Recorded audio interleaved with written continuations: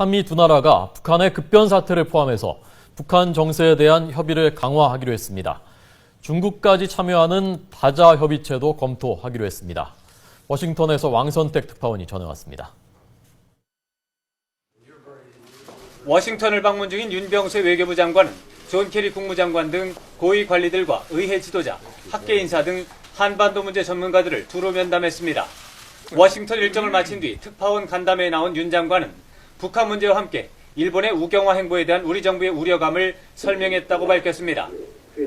일본 지도층의 역사 수정주의적인 태도에 대해서 우리의 그 엄중한 인식과 입장을 분명하고 충분하게 설명하였습니다.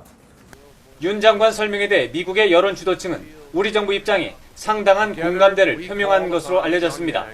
우리 정부 고위 당국자는 미국이 일본에 대해 실망감과 불쾌감을 표명하기 위해 사전에 예정됐던 일정을 취소한 사례가 있는 것으로 안다면서 미국의 조치는 향후에도 이어질 것으로 본다고 말했습니다.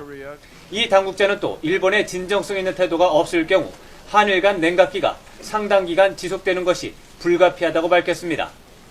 한편 북한 문제에 대해 윤병세 장관은 존 케리 장관과의 회담을 통해 장성택 처형 등의 사태를 거치면서 북한 정세에 대한 양국 간 협의 수준을 높이기로 했다고 밝혔습니다. 이것을 위해서 한미 양측은 북한 정세에 대한 보다 심도 있는 평가를 보다 많은 빈도를 갖고 심도 있게 협의해 나가기로 하면서 동시에 그 양자뿐만 아니라 소다자 등 다양한 형태의 대화를 추진해 나가기로 했습니다.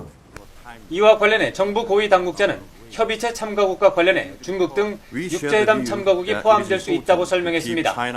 이 당국자는 그러나 현재로서는 한국과 미국이 핵심이 될 것이라면서 현 시점에서 육자회담을 대체하는 새로운 협의체 구성을 언급하는 것은 아니라고 말했습니다. 한미 양국이 북한 정세 전반에 대한 협의 수준을 높이기로 하면서 북한 문제와 관련한 논의와 움직임이 새해 초부터 급물살을 탈 가능성이 커진 것으로 관측됩니다. 워싱턴에서 YTN 왕선택입니다.